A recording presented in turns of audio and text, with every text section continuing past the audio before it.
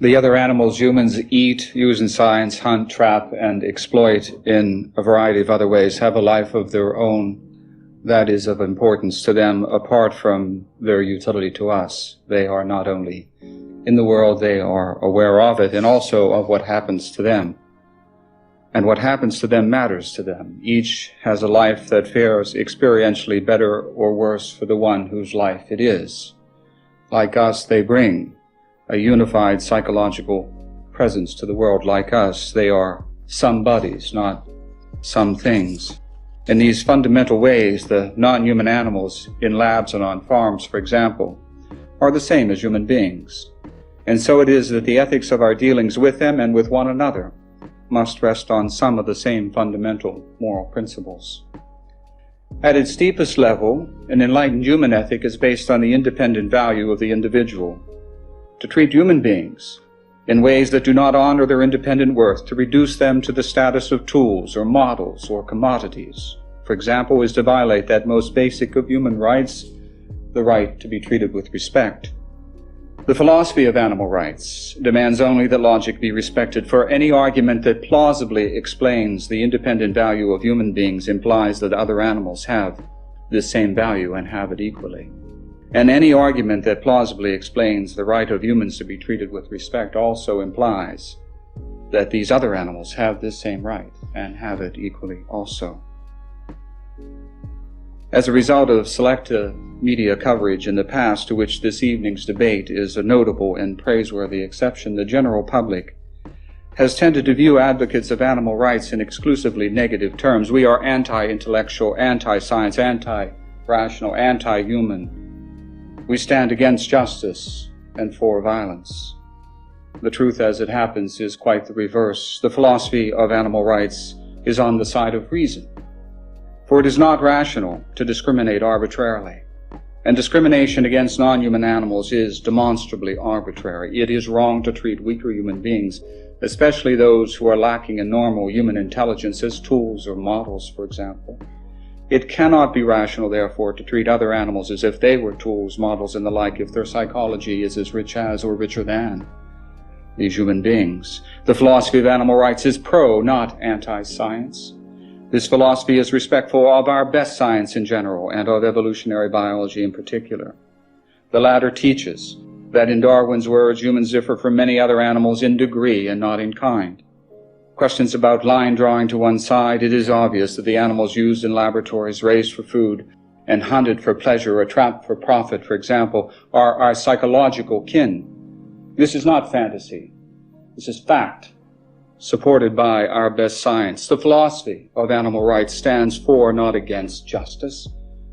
We are not to violate the rights of the few so that the many might benefit. Slavery allows this. Child labor allows this. All unjust social institutions allow this, but not the philosophy of animal rights, whose highest principle is that of justice. The philosophy of animal rights stands for peace and against violence. The fundamental demand of this philosophy is to treat humans and other animals with respect. This philosophy, therefore, is a philosophy of peace, but it is a philosophy that extends the demand for peace beyond the boundaries of our species. For there is an undeclared war being waged every day against countless millions of non-human animals. To stand truly for peace is to stand firmly against their ruthless exploitation. And what, aside from the common menu of media distortions, what will be said by the opponents of animal rights? Will the objection be that we are equating animals and humans in every respect, when in fact humans and animals differ greatly? But clearly we are not saying that humans and other animals are the same in every way, that dogs and cats can do calculus, or that pigs and cows enjoy poetry. What we are saying is that, like humans, many other animals have an experiential welfare of their own. In this sense, we and they are the same. In this sense, therefore, despite our many differences, we and they are equal. Will the objection be that we are saying that every human and every animal has the same rights, that chickens should have the right to vote, and pigs the right to ballet lessons? But of course we are not saying this. All we are saying is that these animals and humans share one basic moral right, the right to be treated with respect. Will the objection be that because animals do not respect our rights, we therefore have no obligation to respect their rights either. But there are many human beings who have rights and are unable to respect the rights of others, young children and the mentally enfeebled and deranged of all ages. In their case, we do not say that it is perfectly all right to treat them as tools or models or commodities because they do not honor our rights. On the contrary, we recognize that we have a duty to treat them with respect. What is true of cases involving these human beings is no less true of cases involving other animals. Will the objection be that if other animals do have more, even if other animals do have moral rights, there are other more important things that need our attention? World hunger and child abuse, for example, apartheid, drugs, violence to women, the plight of the homeless. After we take care of these problems, then we can worry about animal rights. This objection misses the mark, for the rank and file of the animal rights movement is composed of people whose first line of service is human service. Doctors, nurses, and other healthcare professionals, people involved in a broad range of social services, from rape counseling to aiding victims of child abuse or famine or discrimination, teachers at every level of education, ministers, priests, rabbis. As the lives of these people demonstrate, the choice thoughtful people face is not between either helping humans or helping other animals. One can do both. We should do both. Will the objection be finally that no one has rights, not any human being and not any other animal either, but rather that right and wrong are a matter of acting to produce the best consequences, being certain to count everyone's interest and to count equal interests equally?